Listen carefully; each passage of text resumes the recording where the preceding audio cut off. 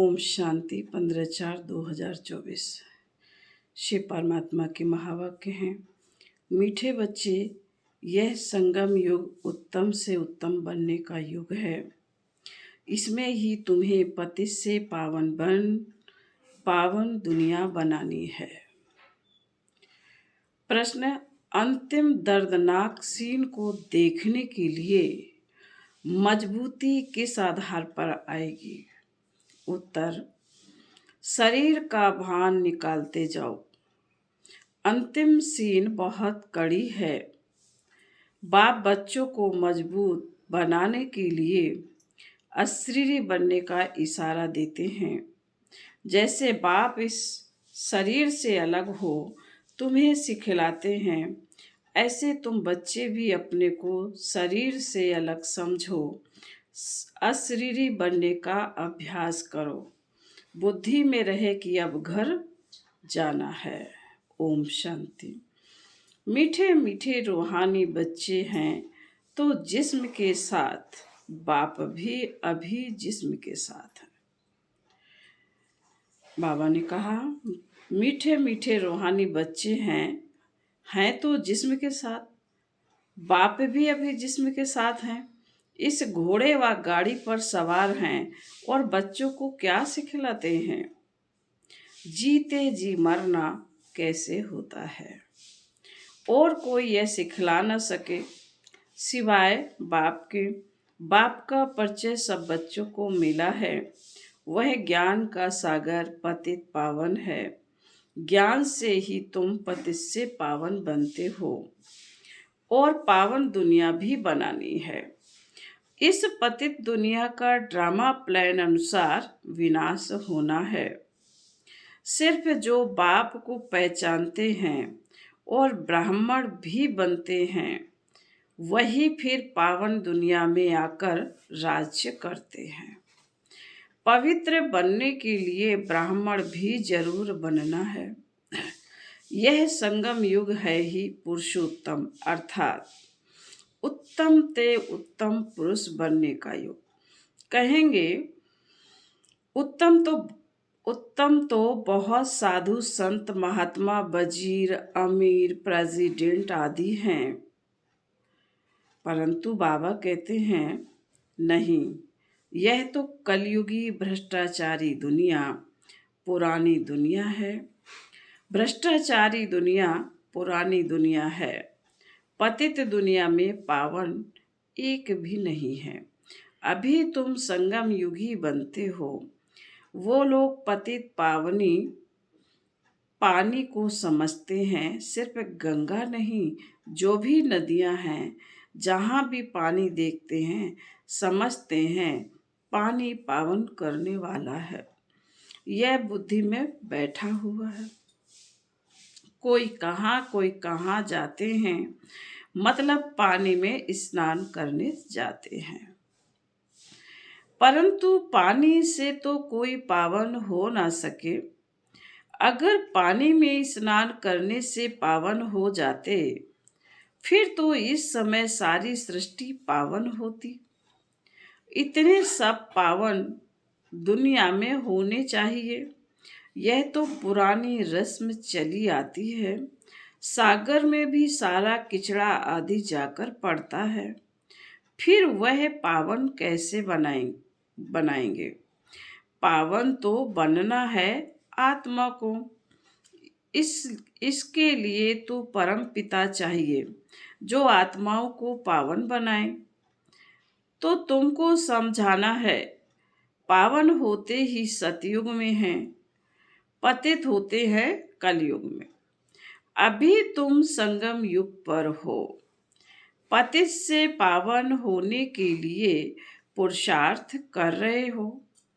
तुम जानते हो हम शूद्र वर्ण के थे, अब ब्राह्मण वर्ण के बने हैं। शिव बाबा प्रजापिता ब्रह्मा द्वारा बनाते हैं। हम हैं सच्चे सच्चे मुख वंशावली ब्राह्मण। वह है कुख वंशावली। प्रजापिता तो प्रजा सारी हो गई। प्रजा का पिता है ब्रह्मा वो तो ग्रेट ग्रेट ग्रैंड फादर हो गया। जरूर वह था, फिर गया कहाँ गया? पुनर्जन्म तो लेते हैं ना। यह तो बच्चों को बताया है। ब्रह्मा भी पुनर्जन्म लेते हैं। ब्रह्मा और सरस्वती माँ और बाप वही फिर महाराजा महारानी लक्ष्मी नारायण बनते हैं। जिसको विष्णु कहा जाता है वही फिर 84 जन्मों के बाद आकर ब्रह्मा सरस्वती बनते हैं। बाबा ने कहा, यह राज तो समझाया है। कहते भी हैं जगत अम्बा तो सारे जगत की माँ हो गई। लौकिक माँ तो हर एक की अपने अपने घर में बैठी है, परंतु जगत अम्बा को कोई जानते ही नहीं। ऐसे ही अंधश्रद्धा से कह देते हैं, जानते कोई को भी नहीं। जिसकी पूजा करते हैं उनके एक्यूपेशन को नहीं जानते। अभी तुम बच्चे जानते हो। रचयिता है ऊंचे ते ऊंच, यह उल्टा झाड़ है। इनका बीज रूप ऊपर में है। बाप को ऊपर से नीचे आना पड़े तुमको पावन बनाने। तुम बच्चे जानते हो बाबा आया हुआ है हमको इस सृष्टि के आदि मदंत का ज्ञान देकर फिर उस नई सृष्टि का चक्रवर्ती राजा रानी बनाते हैं। इस चक्र के राज को दुनिया में तुम्हारे सिवाय और कोई नहीं जानते। बाप कहते हैं फिर 5000 वर्ष बाद आकर तुमको सुनाऊंगा। यह ड्रामा बना बनाया है।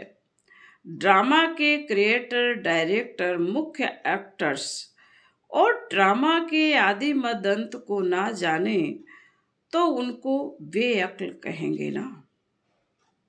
बाप कहते 5000 वर्ष पहले भी हमने तुमको समझाया था, तुमको अपना परिचय दिया था, जैसे अब दे रहे हैं।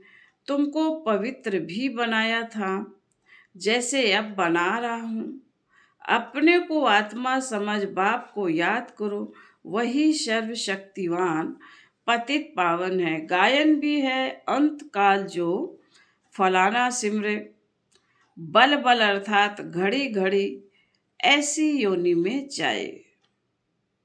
अब इस समय तुम जन्म तो लेते हो, परंतु सूकर कुकर कुत्ते बिल्ली नहीं बनते हो। अभी बेहद का बाप आया हुआ है।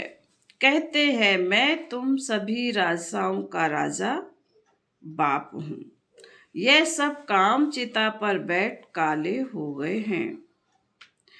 इन्हों को फिर ज्ञान चिता पर चढ़ाना है। तुम अब ज्ञान चिता पर चढ़े हो। ज्ञान चिता पर चढ़ फिर विकारों में जा न सके। प्रतिज्ञा करते हम पवित्र रहेंगे। बाबा कोई वह राखी नहीं बंधवाते हैं। यह तो भक्ति मार्ग का रिवाज चला आता है। वास्तव में यह है इस समय की बात। तुम समझते हो पवित्र बनने बिगर पावन दुनिया का मालिक कैसे बनेंगे। फिर भी पक्का कराने के लिए बच्चों से प्रतिज्ञा कराई जाती है। कोई ब्लड से लिख कर देते हैं, कोई कैसे लिखते हैं। बाबा आप आए हैं, हम आपसे वर्षा जरूर लेंगे। निराकार साकार में आते हैं ना। जैसे बाप परम धाम से उतरते हैं वैसे तुम आत्माएं भी उतरती हो। ऊपर से नीचे आती हो पार्ट बजाने। यह तुम समझते हो यह सुख और दुख का खेल है। आधा कल्प सुख आधा कल्प दुख है। बाप समझाते हैं 3/4 से भी तुम जास्ती सुख भोगते हो। आधा कल्प के बाद भी तुम धनवान थे। कितने बड़े मंदिर आदि बनवाते हैं। दुख तो पीछे होता है। जब बिल्कुल तमोप्रधान भक्ति बन जाती है। बाप ने समझाया है, तुम पहले पहले अत्याचारी भक्त थे, सिर्फ एक की भक्ति करते थे। जो बाप तुमको देवता बनाते हैं, सुख धाम ले जाते हैं, उनकी ही तुम पूजा करते थे। फिर बाद में विभ्याचारी भक्ति शुरू होती है। पहले एक की पूजा, फिर देवताओं की पूजा करते थे। अभी तो 5 भूतों के बने हुए शरीरों की पूजा करते हैं। चैतन्य की भी तो जड़ की भी पूजा करते हैं। 5 तत्वों के बने हुए शरीर को देवताओं से भी ऊंच समझते हैं। देवताओं को तो सिर्फ ब्राह्मण हाथ लगाते हैं। तुम्हारे तो ढेर के ढेर गुरु लोग हैं। यह बाप बैठ बताते हैं, यह दादा भी कहते हैं, हमने भी सब कुछ किया, भिन्न भिन्न हठ योग आदि, कान नाक मोड़ना आदि सब कुछ किया। आखिरी में सब कुछ छोड़ देना पड़ा। वह धंधा करें या यह धंधा करें, पिन की सुस्ती आती रहती थी, तंग हो जाता था।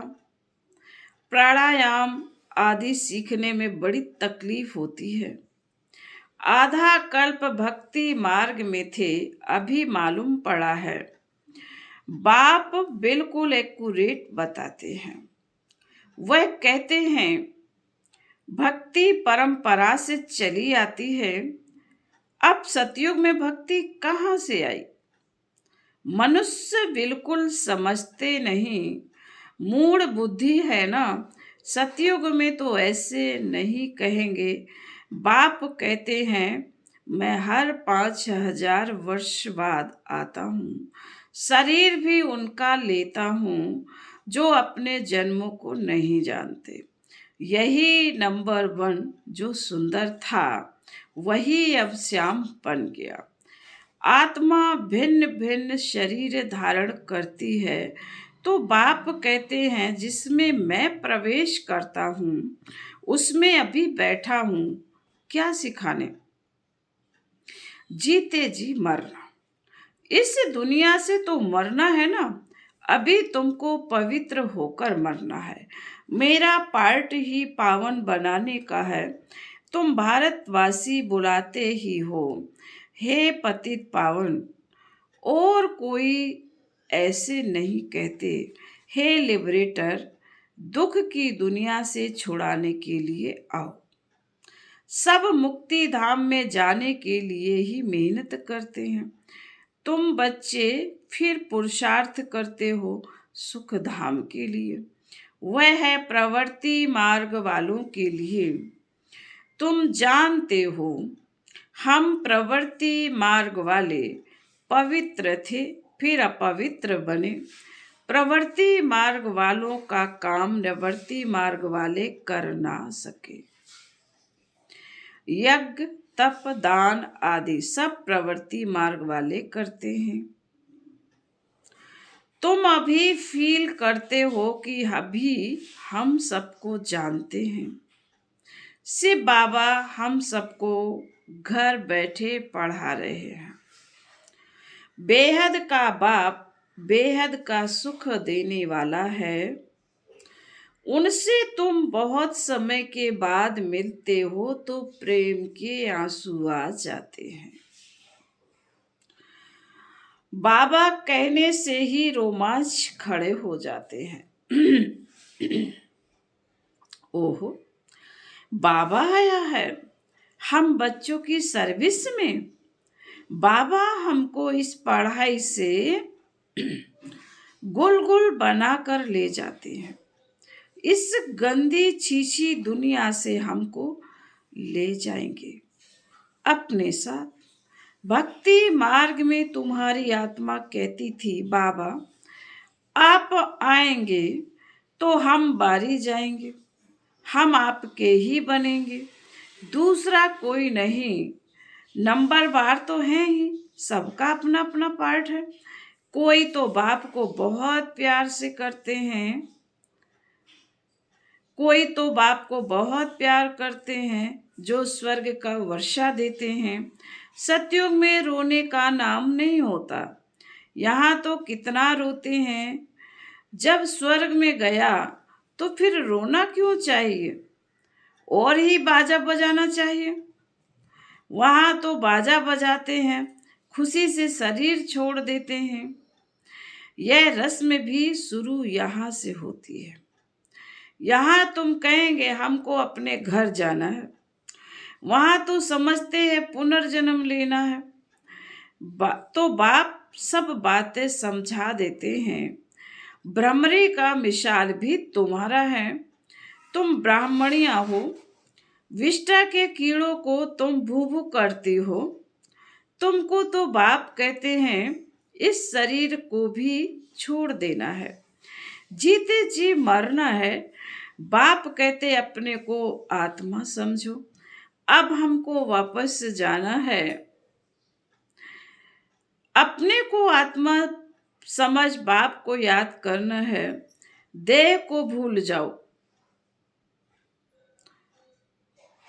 मैं तुम बच्चों को विश्व का मालिक बनाने आया हूं।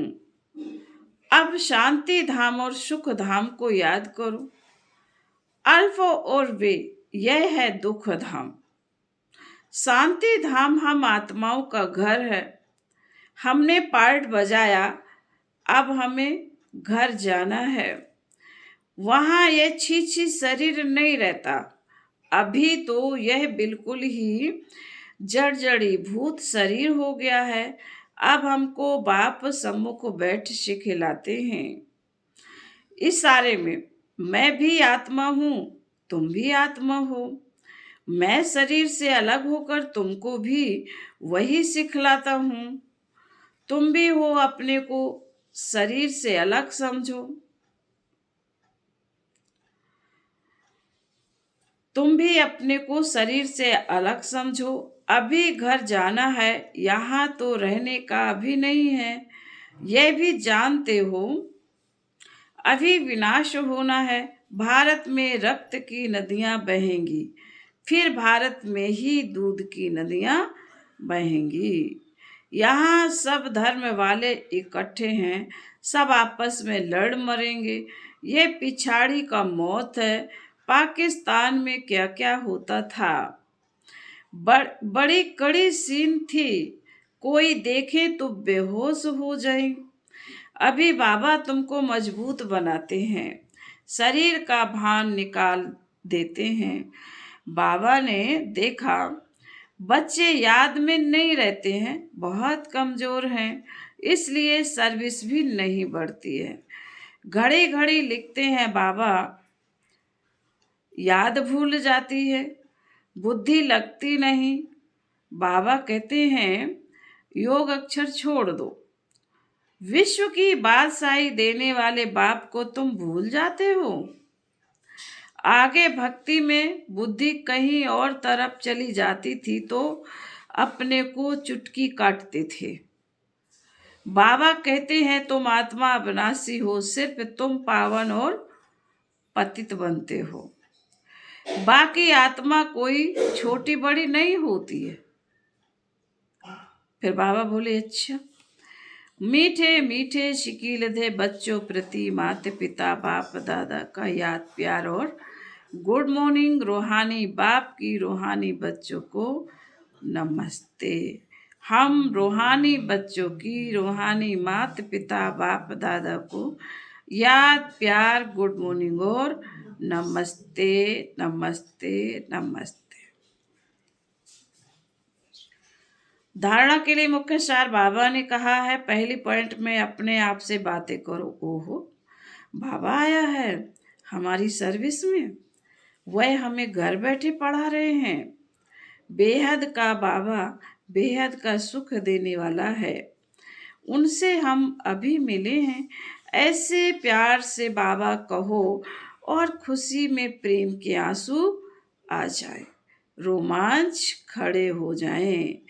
दूसरी पॉइंट में बाबा ने कहा अब वापस घर जाना है, इसलिए सबसे ममत्व निकाल, जीते जी मरना है, इस देह को भी भूलना है, इससे अलग होने का अभ्यास करना है।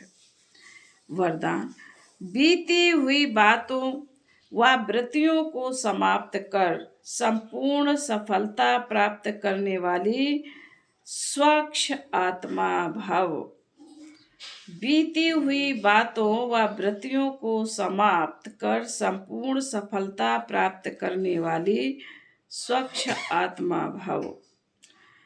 स्पष्टीकरण है, सेवा में स्वच्छ बुद्धि, स्वच्छ वृत्ति और स्वच्छ कर्म सफलता का सहज आधार है। कोई भी सेवा का कार्य जब आरंभ करते हो तो पहले चेक करो कि बुद्धि में किसी आत्मा की बीती हुई बातों की स्मृति तो नहीं है। उसी वृत्ति दृष्टि से उनको देखना, उनसे बोलना, इससे संपूर्ण सफलता नहीं हो सकती। इसलिए बीती हुई बातों को व वृत्तियों को समाप्त कर स्वच्छ आत्मा बनो, तभी संपूर्ण सफलता प्राप्त होगी। स्लोगन में बाबा ने कहा है, जो स्वपरिवर्तन करता है विजय माला उसी के गले में पड़ती है। ओम शांति।